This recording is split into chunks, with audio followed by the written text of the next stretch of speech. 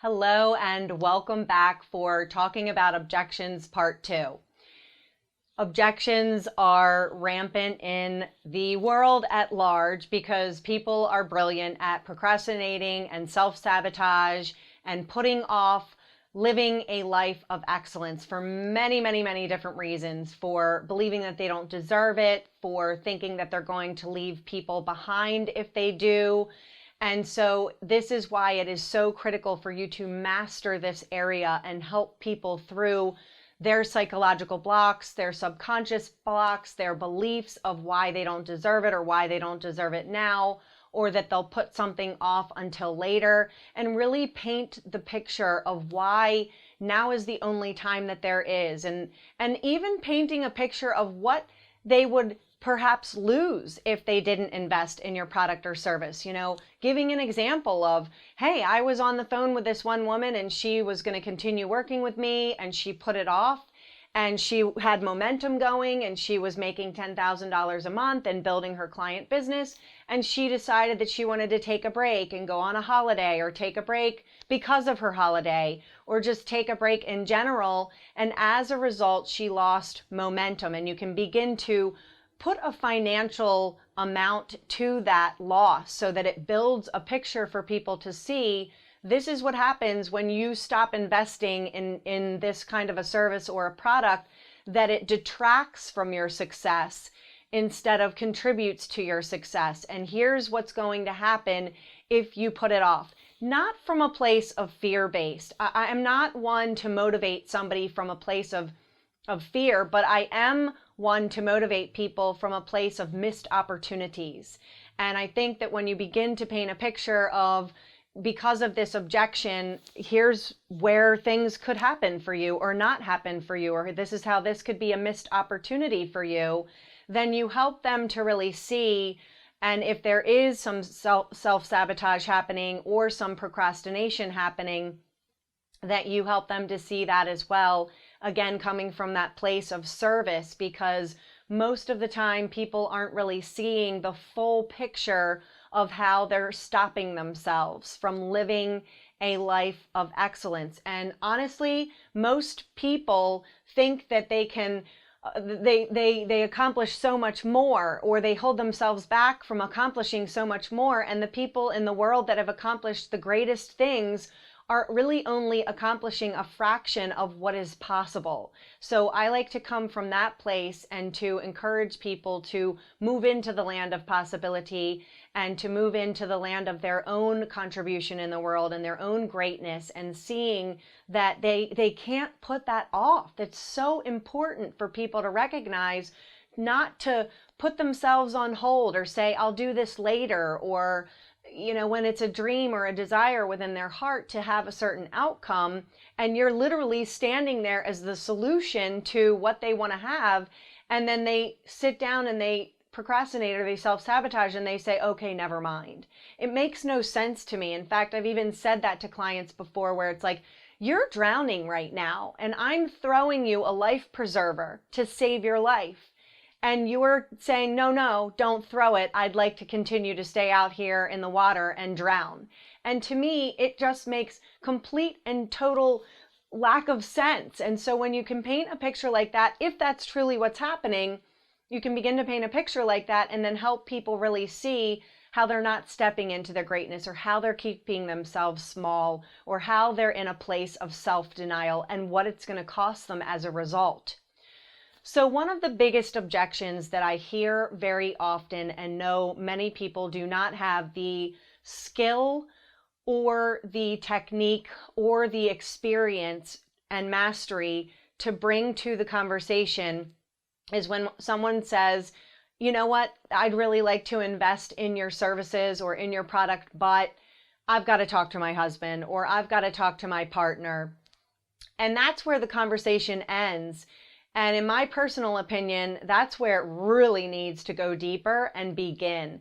And just like the money conversation, which is a supercharged conversation, most people are not going to go and get in between their person and their loved one. And I've even had people say, I need to meditate on this, or I need to hear from God about this. And quite frankly, I think it's important for you to have enough confidence and at some point develop enough confidence to even not challenge that, but walk someone through that as well. So whether they need to go have a conversation with God or they need to go have a conversation with their husband, both of those are a pretty charged topic. And I had a person say to me one time, well, I need to go meditate on this, or I need to go connect with God on this. And it was the first time that I was stepping into my power to not say, I'm not touching that with a 10-foot pole, because who's going to argue with someone's religion? Who's going to argue with someone's spirituality or how they get clear on their answer? But the truth of the matter is if someone really does have a connection with God, they can tap in the moment and tune in. And it's like, would you like for me to walk you through a guided connection with your higher power to help you get to an answer, or to help you get some input here? And the other thing that I'll just say as a caveat too is that everyone is designed uniquely. You know about human design because you've received it here in the School of Feminine Fortune. And some people genuinely do need to sit with it. And you'll need to be able to tell energetically whether the person is self-sabotaging or procrastinating or avoiding or in a form of self-denial, or if they really do genuinely need to go sleep on it or sit with it, and then you can honor that for them. When I first started as a coach and a mentor, I would really be in that place of, no, we're getting to a decision today. And then I realized even more deeply as I grow and learn in my own sales conversations that there are certain people who really need you to honor that space for them. But this particular woman who was talking about needing to go and meditate, I felt energetically like that was a cop-out. That was an excuse. And when you can tell that, you're further able to help people with whatever it is that's coming up for them. And so what I said to her was, I said, well, what would God direct you to do? And what would you receive in your meditation that you don't already have in this moment? So sometimes people have objections because they need more information from you, or sometimes people have objections because it's coming from a place of self-sabotage and avoiding, because it is the thing that's going to take them to the next level. And people can even say yes to your products or services and then go out and manifest a catastrophe like, oh no, my hot water heater went up, or my computer went up, and the money that I had to invest in you is now needing to go over here. And you are going to need to walk them through that as well, because most people see, I was going to take this step to invest in myself, and then this bad thing happened. And so now I'm interpreting that as a sign to not go forward, when in actuality, it's a form of self-sabotage showing up energetically in another way that is a direct sign that you need to step into investing in yourself in this regard. And so having the husband conversation, because that's the biggest one, is really you saying to your client, and you need to understand the psychology of this, I don't want you to walk away from this training and just adopt a script. That to me is ingenuine, and it's not authentic, and it's not in service to your client.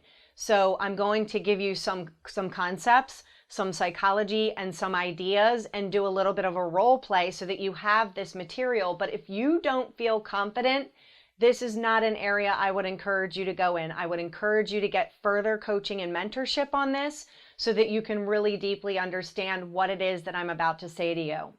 So if I'm on the phone with a woman and she says, I need to talk to my husband, the first thing that I do is I ask her, would you like some support on that? Because I have found that a lot of women going into the conversations with their husband will say certain words and not really understand the psychology of the conversation and how your husband is wired to speak to you and react to you and to respond to you.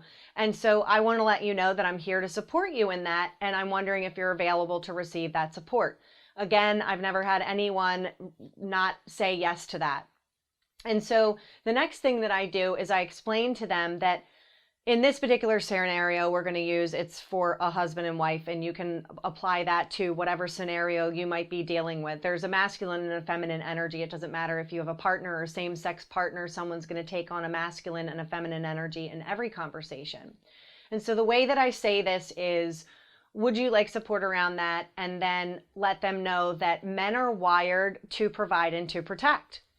And I really want to support you in getting to a decision first. So what is the decision that you have made for yourself in regards to the School of Feminine Fortune or in regards to the services? I'm just going to use me as an example. And they might say, well, I'm 90% there, or I need to talk to my husband first. And then I can go further into explaining why it's so important that they get to a decision first. And the reason that it is important is because when a woman has not made a decision and she goes into a conversation with her partner and she hasn't made a decision, he then sees what she is desiring as the perceived enemy or the perceived threat. And then he moves into a position of protecting her from the thing that she wants. And then it sets up this dynamic that can feel frustrating for both parties. And that can be completely avoided when both parties are understanding what's behind all of this. So then I help the woman get to a full-on yes. And I also let her know that as a powerful woman in business, you need to make decisions and you need to be able to go into conversations with whomever, your team, your partner, your parents, your family, whoever, and articulate, as a businesswoman, this is the decision that I've made for myself and this is the support that I'd like from you.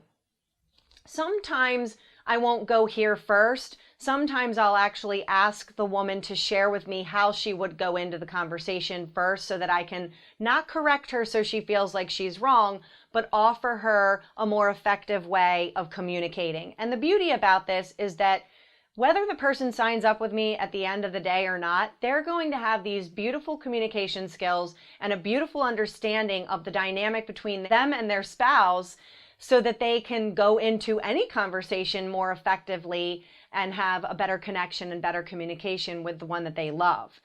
And so, but in this particular case and where we're at with this role play is that then they would get to decision and then I would tell them how to set the conversation up for success.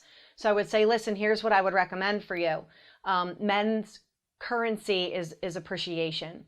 And so the first thing that you want to do is you want to give them an opportunity to respond from willingness and autonomy. You don't want to go, hey, I just got off the phone with this person I want to work with and I want to sit down and talk with you right now. That's not fair. You want to invite, the feminine invites the conversation. The feminine invites the person in and allows them to determine what the best time for them would be. You're going to have more optimal results if the person on the other end of the conversation is in a place of willingness to learn and willingness to hear. And so now you would say, listen, honey, I'm really excited to share something with you about something I'm passionate about or something that's important to me in my business. And I'm wondering when would be a good time for us to sit down uninterrupted and have a conversation. And then the feminine waits. And the feminine waits for an answer. And your partner, your spouse will respond with, you know what, I'm doing this right now, or let's get the kids to bed, or let's sit down at X amount of time. Okay, great. The feminine in her maturity is not going to be like, oh my God, I can't wait till 6 o'clock. Like, you've made a decision. Claim that decision and be in your power as a woman. Don't go and freak out about what's going to happen between now and 6 o'clock. And is he going to say yes? And is he going to say no? That part doesn't matter because you're not getting his approval. You are engaging him in a conversation about a business decision that you made and letting him know what kind of support you require as a powerful woman entrepreneur. And so then I let them know that when you sit down to have this conversation, the first thing that you want to do is say, listen, I want to take a moment and I want to just acknowledge you and appreciate you and let you know how meaningful it is that you've taken the time to listen about my passions or to listen about my business, to really express that appreciation. Find something to appreciate them for, and you will find that you have a partner that is very filled up and very responsive and very supportive. So then you go into the conversation and you set the tone for the conversation. You set the expectation and you say, listen, I am going to share something with you I'm super excited about. Remember the expectation and the setting of the conversation. This is going to come after you express the appreciation. Then you go into letting them know, listen, I have some things I want to share with you. I'm really excited about them. I want to have your inclusion. I want to have your input. I want to know what you're thinking, because men want to be honored for their thoughts and their productivity, and women want to be heard for their emotions. So just remember that little tip as well. And so then you say, I just want to tell you all of the things that I have to say without interruption, but at the end, I'd like to have a conversation about this. So then you go into the conversation, and again, you say, is that something you're willing to do? And give them that autonomy. And then you go into, so I'm really excited. You may say, as you know, if this is true for the woman, as you know, I've been researching ways to expand my business, or I've been researching coaches or mentors. And you say, I spoke with this woman today, and I'm so crystal clear that this is the person that I need to invest with in order to move my business forward. And so I've made a decision that this is the right next best step for me, and that I am going to invest in this coach's services, or I am going to invest in this program. And I'm really excited about the possibility that it's going to bring for me and what it can do for me personally and professionally. And I would love to have your support. And here's what having your support would look like for me. Then you go into the invitation. What are you willing to do? What are your thoughts on this? And then you can come to a conclusion together, but it's not shifting the decision, because you're empowering this woman to be in her power. So I know that what I just shared with you provided an amazing amount of value for you in your life personally. And as you begin to see through the lens of how you interact with your partner, if you have a partner, or anyone else for that matter, that you'll begin to really get this part down a lot more, and you'll be able to go into the conversations with your clients and handle any kind of objection coming up, and you'll be powerful and masterful at it.